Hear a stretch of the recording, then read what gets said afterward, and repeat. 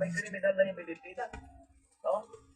Tingin ba Tama, niya, talong. medyo taas yung life, especially mga ginikanan. Talong, guys. Pulo ka to, ito ay magiging na masyado po. Ano? Ito ba? Bilo ka tunga at suno? Ka Sabi mo, tunga? ang gana natin, 12 anyos. Ano na ginaano mo Tingnan daw? mo naman ang edad niya, 12 Palapit anyos. wala.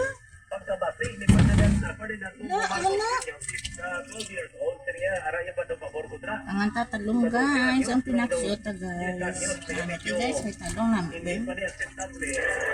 Sa atong sining na mga mamalidha mga kasama. Guys. Kaya dapat i-review na gitman niya siya. Kaya kadamo sa mga kabataan na ginatawag na Children in Conflict with the Law o kung mga CICL. No? Kasi para sa ilaya, especially online ang tanan, makitaan mo na, mabatian mo na, ako matandaan sa mga tututiro mo. Hindi niya, imukang krimen kay ma-accept ka ba na gapon ka mo ni? Kapag ka sa isun sa sining tuwa ka mga minoridad, sining niya, hindi matinig gapon na. Kung mag-isong imantan, hindi ba na maglawig siguro kay ay matanda kung mag-21 ka o kung mag-22 anyos ka. Okay na? So kabalo sila, konsindi sila sang laye, sining niya kung mag-imo sa krimen, why gandi problema? Kung mapriso, gandman sa dasig na ni. No? Sikita mo, ang 14 anyos, kabalogit siya. So iya sining sinabatarong, kaya hindi siya mapriso, wala siya sang criminal liability. Siya 15 anyos, nagapati, man siya ngaway sa criminal liability, pero pati naman sa bilang ka mga circumstansya, nakitaan na planado. No, ining pag-imo nila sa krimen, ang pagpaniro. Siya pamangkot. Nung no, ito nabatian itong mga ginikanan sa 14 anyos. Ginikanan sa 15 anyos. Anong history nila sini?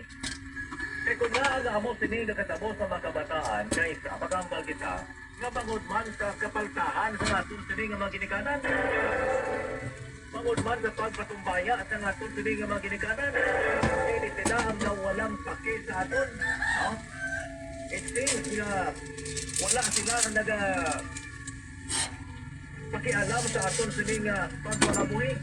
Bisan pa na mag-imo kita sa hindi amo, daw okay lang. Ito matiway sang ginikanan nga gusto ibutang ang iyang sining kabataan.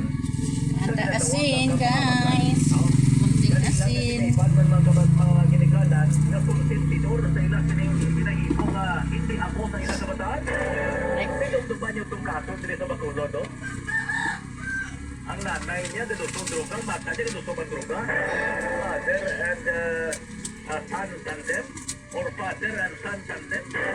Para kita bang magdusong kung mag-imo ng illegal. Di mo nila nasubong katabo sa ito sining sosyudad.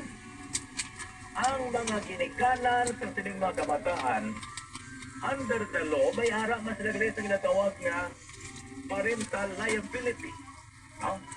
Sunod sa mga legal expert mga kasama, kag mga mamalina, na ang mga ginikanan sini o mga guardian sini mga suspect, pwede mga patubang naman sa kaso kriminal o kung kaso civil or negligence.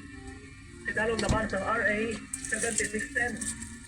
Kung ini sila ang mapatudaan na bing wala ini sila sa ginimo ng mga intervention.